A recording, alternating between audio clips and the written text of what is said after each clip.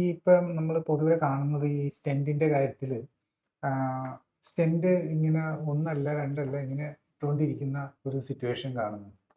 ഇതിപ്പം ആദ്യം ഈ ആൻജിയോഗ്രാം ചെയ്യുമ്പോൾ പറയും 3-4 ബ്ലോക്കുണ്ട്, 60% ഉണ്ട്, 50% ഉണ്ട്, 70 ഉണ്ട് എന്നൊക്കെ പറയും.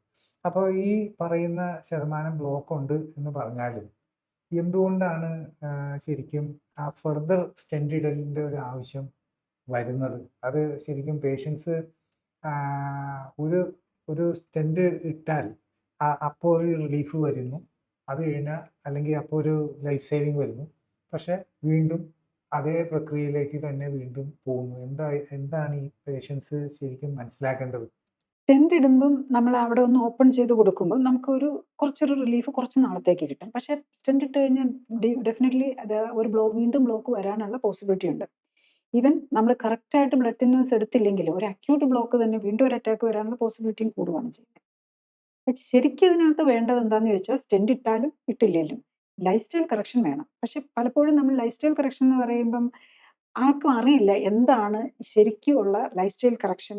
എല്ലാവരും ഒരു ഡയറ്റീഷ്യനാണ് ബേസിക്കലി ഫുഡിന്റെ കാര്യം നോക്കും, എക്സസൈസ് പോയി ജിമ്മിൽ പോകാനും അല്ലെ നടക്കാനും പറയും. അത് കവിഞ്ഞ് ഒരു ജനറലി ഇപ്പോൾ ഡോക്ടേഴ്സ് അങ്ങനെ ഒരു ലൈഫ് സ്റ്റൈൽ കറക്ഷൻ ചെയ്യുന്നില്ലല്ലോ. ഇപ്പം കാർഡിയോളജിസ്റ്റിനെ ആണല്ലോ എല്ലാ ഹാർട്ട് പേഷ്യൻസും ചെയ്യുന്നത്.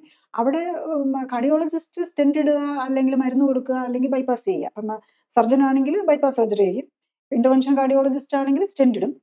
അല്ല മരുന്ന് മാത്രം ചികിത്സിക്കുന്ന ഇപ്പം പല ടൈപ്പ് ഓഫ് കാർഡിയോളജിസ്റ്റ് ഉണ്ട്. മെഡിസിൻ മാത്രം കൊടുക്കുന്നതുണ്ട്, ഇന്റർവെൻഷൻ കാർഡിയോളജിസ്റ്റ് ഉണ്ട്, ബൈപ്പാസ് സർജൻ ഉണ്ട്. അപ്പം അവരവരുടെ ഫോക്കസ് മാത്രമേ ഉള്ളൂ. ലൈഫ് സ്റ്റൈൽ കറക്ഷൻ ചെയ്യാൻ കൂടി വന്നു കഴിഞ്ഞാൽ ഒരു ഡയറ്റീഷ്യൻ്റെ അടുത്ത് പോകുക എന്നുള്ളതാണ്. പക്ഷെ അതുകൊണ്ടാകുന്നില്ല. അതുകൊണ്ടാണല്ലോ ഇന്ന് പിന്നെയും ഈ ഹാർട്ട് അറ്റാക്ക് വരുന്നതും. ഒന്ന് സ്റ്റെന്റ് ഇടും, പിന്നെയും സ്റ്റെന്റ് ഇടും, പിന്നെ അല്ലെ ബൈപ്പാസിലേക്ക് പോകും, ബൈപ്പാസ് കഴിഞ്ഞിട്ട് വീണ്ടും ബൈപ്പാസ് പറയുന്ന പേഷ്യന്റിനെ ഞാൻ കാണാറുണ്ട്.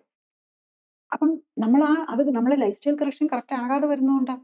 അത് സിസ്റ്റമാറ്റിക് ആയിട്ട് ക്ലിനിക്കലി സപ്പോർട്ടഡ് ആയിട്ട് ചെയ്യുമ്പം നമുക്ക് ഇതിന് കാരണമായ രോഗങ്ങളെ ആദ്യം മാറ്റണം. അപ്പോൾ ഡയബറ്റീസും ഹൈപ്പർ ഉണ്ടെങ്കിൽ ആ ഡയബറ്റീസും ഹൈപ്പർ ടെൻഷനും കൊളസ്ട്രോളും ഒക്കെ മരുന്നില്ലാതെ അല്ലെ വെരി ലോ ഡോസ് മരുന്നിൽ കൺട്രോൾ ചെയ്യാൻ വിതിൻ 90 ഡേയ്സ് കൊണ്ട് പറ്റും. ഇപ്പോൾ നമ്മൾ വരുന്ന ലൈഫ് സ്റ്റൈൽ കറക്ഷൻ ഒക്കെ ചെയ്യാൻ ഇതൊക്കെ ഒത്തിരി സമയം എടുക്കുന്നു, പക്ഷേ ഏറ്റവും ഫാസ്റ്റ് ആയിട്ട് റിസൾട്ട് കിട്ടുന്നതാണ്. കൂടുതൽ അറിയാൻ ലിങ്ക് ക്ലിക്ക് ചെയ്യുക.